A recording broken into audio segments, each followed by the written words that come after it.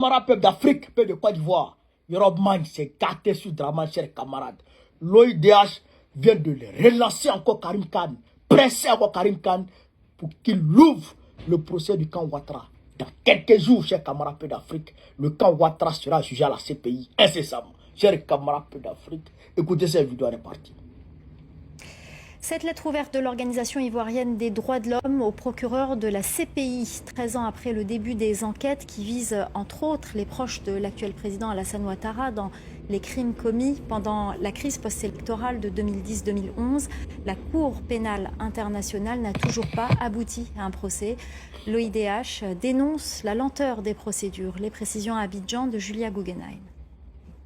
L'Observatoire ivoirien des droits de l'homme, l'OIDH, demande à la Cour pénale internationale de publier des résultats, même partiels, sur les résultats de ces enquêtes qui portent principalement sur la crise post-électorale de 2010-2011. Dans la lettre ouverte que l'ONG a adressée au procureur Karim Khan, l'ONG s'inquiète des lenteurs de la procédure. Pas continuer dans cette tradition d'impunité, on ne peut pas continuer dans cette tradition de lenteur. Je crois qu'il y a cet adage qui dit une justice retardée, c'est un déni de justice. Et comme vous le savez, la Côte d'Ivoire s'est enlisée dans une tradition de violence politique, de violence électorale. Et nous sommes à l'orée d'élections. Ces violences-là, nous semble-t-il, sont nourries par l'impunité, justement. Il faut que la lumière soit faite, que les responsabilités soient situées et que les auteurs soient poursuivis, pour donner donc aux victimes la possibilité d'obtenir une indemnisation et une réparation et créer les conditions de la non-répétition des crises que nous avons connues. La Cour pénale internationale a ouvert 2 séries d'enquêtes en Côte d'Ivoire. La première, Côte d'Ivoire 1, a abouti par la condamnation de l'ancien président Laurent Gbagbo et de son ancien bras droit Charles Blé Goudé pour crimes contre l'humanité. Ils ont par la suite tous les deux été acquittés. La seconde, Côte d'Ivoire 2, concerne elle plutôt les proches de l'actuel président Alassane Ouattara et elle est toujours en cours. Alors si le bureau du greffe de la CPI à Abidjan doit fermer d'ici un an, eh bien le procureur et l'institution ont promis que les enquêtes, elles, se poursuivront. Voilà. Donc, chers camarades, déjà, le vendredi 18 octobre 2024, vendredi prochain, on s'en va à la CPI. On s'en va à la CPI pour aller demander, chers camarades d'Afrique, l'ouverture du procès du camp Ouattara.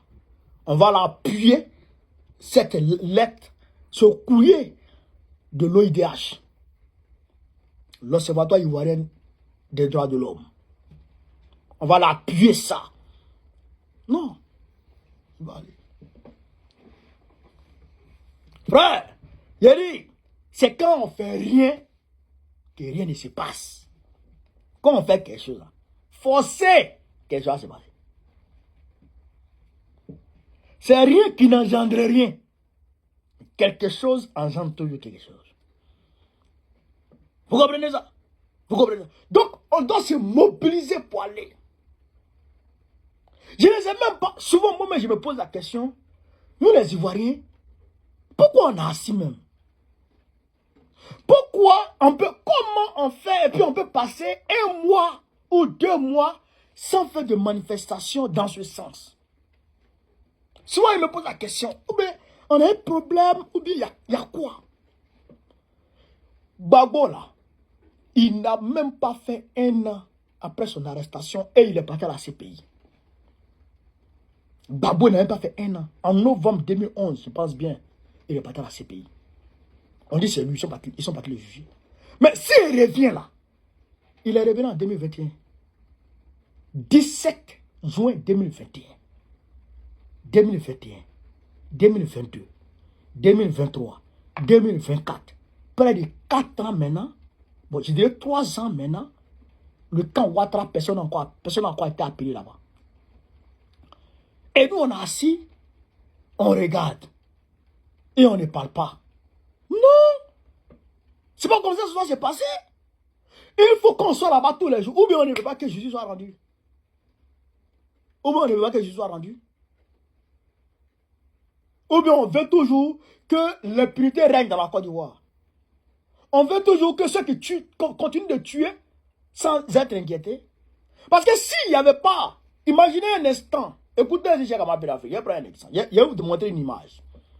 Imaginez un instant, il n'y a pas de prison dans le monde. Je dirais en Côte d'Ivoire. Je prends en Côte d'Ivoire. Imaginez un instant, il n'y a pas de prison, il n'y a pas de justice, il n'y a rien.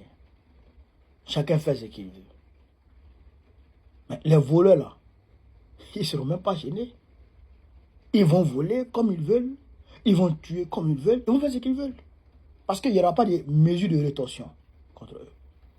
Mais c'est parce qu'il y a une justice que quand même les gens se cachent pour faire ces choses. Et quand ils le font, il y a des enquêtes qui sont menées pour essayer de les attraper. Ce qui diminue, on va dire, le fléau du banditisme et des crimes. Vous comprenez ça? Mais dans ce cas d'espèce, les crimes d'État, les crimes, je dirais, internationaux, organisés, parce que c'est un coup de force international qui a été organisé contre Gbagbo. Mais si devant ce genre de cas, il n'y a pas de justice, mais ils vont continuer. Ils vont continuer. Donc, il faut que nous, là, on se batte. Vous avez vu le Rwanda. Hier, j'étais au tribunal pour aller soutenir Charles Onana. Mais après la condamnation de ceux qui ont été reconnus coupables du génocide des Tutsis, eh bien, il y a le procès du camp FPR, le Front Patriotique Rwandais, qui était dirigé par Paul Kagame, qui sera bientôt sur le banc des accusés.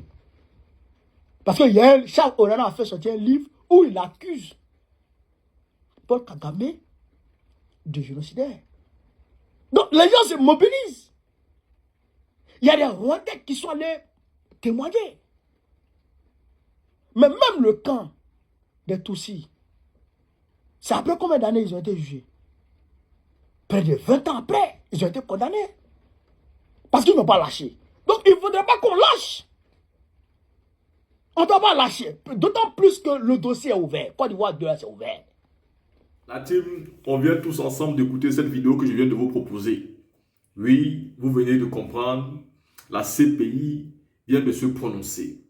Car nous avons dénoncé à maintes reprises le fait que les bureaux de la CPI à Abidjan devaient être délocalisés car le budget devenait de plus en plus important et la CPI ne pouvait plus supporter ce budget-là. Nous avons eu peur et nous avons dénoncé entre nous et d'autres cyberactivistes, mais aussi les chaînes de télévision nationales et internationales, ont dénoncé le fait qu'on voulait laisser cette affaire dans une impunité totale et qu'un seul camp avait subi les enquêtes, les recherches et qu'il fallait enquêter sur tout le monde. C'était extrêmement important. Et donc, aujourd'hui, il est important de dire une chose. La CPI a répondu. Le nouveau procureur de la CPI a dit, oui, les bureaux seront fermés à Abidjan. Ça ne veut pas dire que c'est la fin de la procédure. Tout au contraire. Il rassure le peuple ivoirien en disant que les procédures se poursuivent à l'heure où nous parlons et se poursuivront jusqu'au bout, jusqu'à ce qu'on puisse avoir définitivement les résultats de l'enquête intégrale. Et moi je dis qu'il en va même de la crédibilité de la CPI. Parce qu'aujourd'hui, si la CPI osait tourner la paille à cette histoire, elle perdrait sa crédibilité, mais de manière totale et la plus banale. Elle ne pourra plus jamais venir dire à n'importe qui qu'elle peut avoir un mandat d'arrêt contre lui, ou même faire quoi que ce soit. Parce que si elle n'est plus crédible, elle ne peut plus rien faire. Et donc aujourd'hui, la CPI a l'obligation d'avoir de véritables réponses. La CPI a l'obligation d'aller jusqu'au bout, de dire qui sont les véritables coupables. La CPI doit pointer du doigt qui sont les responsables. Et pourtant, aujourd'hui, on avait cette impression qu'il devait y avoir une injustice. Un seul camp en suffit. Ils sont partis en exil, on a arrêté leur chef, ils sont partis en prison en Côte d'Ivoire, la femme, le président, Charles Blé Goudé, tout le monde a souffert. Mais après ceci, on se rend compte qu'il n'en est rien. Ils ne sont pas responsables de tout ce qui s'est passé. Et qu'est-ce qui se passe du coup? On nous dit, bah, c'est fini, on va clore le débat, il n'y a plus de problème. Non. Non. Pour nous, il était important d'avoir l'assurance de la CPI que les recherches vont se poursuivre. Alassane Ouattara est en danger. Ce que vous oubliez, c'est que quand tu signes des pactes avec le diable, le pacte là fonctionne quand tout va bien. Mais il suffit que les années passent et que vous n'avez plus les mêmes intérêts, le diable te laisse tomber. Parce que le diable n'a pas de sentiment. Son objectif, c'est de détruire tous les humains. Et vous n'en faites pas exception. Il vous utilise un temps. Après, il n'a plus besoin de vous et il vous laisse tomber. Ça a toujours été comme ça. Et vous ne ferez pas l'exception. Ça ne changera jamais. Il ne faut pas rêver que toi, Alassane Ouattara, tu vas changer l'échiquier de quoi que ce soit. Tu ne changeras rien. Aujourd'hui, tu payeras ça de toi-même en voyant comment, après le pouvoir, tu vas tomber. D'ailleurs, nous savons que c'est pourquoi M. Ouattara ne veut pas quitter le pouvoir. Il est conscient. Car Robert Bourgi l'a dit dernièrement, il était fier de rencontrer Guillaume Soro en France, de se dire des choses, de faire des programmes pour déstabiliser la Côte d'Ivoire. C'était une joie immense. C'est d'ailleurs pourquoi beaucoup de cyberactivistes pro Soro Guillaume préfèrent souvent supporter Ouattara que de supporter le président Gbagbo. Parce qu'ils pensent foncièrement que si Ouattara tombe, Soro va tomber. Pourtant, ce n'est pas le cas. Soro ne va pas forcément tomber si Ouattara tombe. Il faut vous le dire. Soro, ce qu'il a fait, il a reçu une amnistie là-dessus. Voilà. La team CC étant dit, dites-moi ce que vous pensez aujourd'hui par rapport à cette vidéo de la CPI qui pour moi me fait un bien, mais de fou malade. Et vraiment, nous sommes sûrs aujourd'hui que les recherches vont se poursuivre et que même si les bureaux qui étaient à Abidjan, Alassane Ouattara ne sera pas pour autant innocenté. Tant que l'enquête n'a pas encore commencé sur son camp et que lui-même n'est pas passé devant les barreaux, non, la fin ne peut pas arriver.